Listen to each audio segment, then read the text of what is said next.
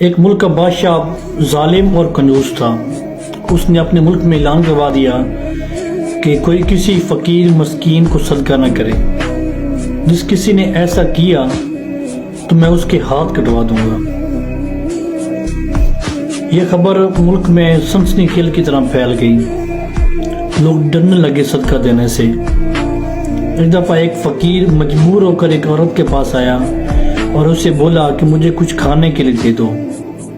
وہ عورت بولی کہ ہمارے بادشاہ نے اعلان کروایا ہے کہ جو کسی مسکین فقیر کی مدد کرے گا میں اس کے ہاتھ کٹوا دوں گا۔ وہ فقیر بولا کہ اللہ کی رضا کی خاطر مجھے کچھ کھانے کے لیے دے دو۔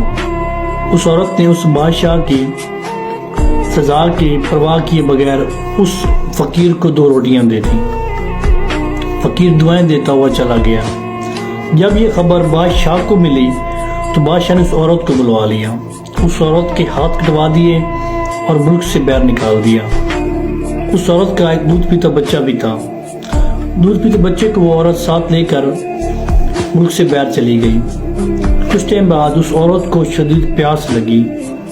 پاس ہی دریا تھا۔ وہ عورت سوچی کہ پانی پی لوں۔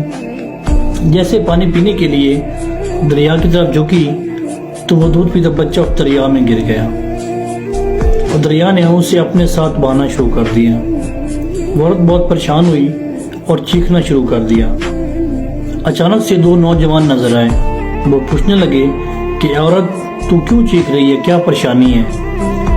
تو وہ عورت بولتی ہے کہ میرا دودھ پیتا بچہ دریا میں گر گیا، میرے ہاتھ بھی نہیں ہے کہ جس کی مدد سے میں اس بچے کو باہر نکال سکوں۔ ان میں سے ایک نوجوان نے دریا میں غوط لگایا اور اس ننھے منھے بچے کو باہر نکال کے اس عورت کے حوالہ کر دیا۔ عورت نے اپنے لگتے جگر کو دیکھ کر بہت خوش ہوئی۔ اب دوسرے نوجوان کی باری تھی۔ اس نے کچھ پڑھ کر اس عورت کے جسم پر پھونک ماری۔ اس عورت کے ہاتھ واپس آ گئے۔ عورت بہت خوش ہوئی اور ان سے پوچھنے لگی اے نوجوان تم کون ہو؟ تو وہ نوجوان کہتے ہیں کہ تم نے پہچانا نہیں؟ ہم وہ تیری 2 روٹیاں ہیں جس کی وجہ سے تو اس مصیبت میں مبتلا ہوئی، اور اسی صدقے کی وجہ سے آج آپ پہ اللہ پاک کی رحمت ہوئی ہے۔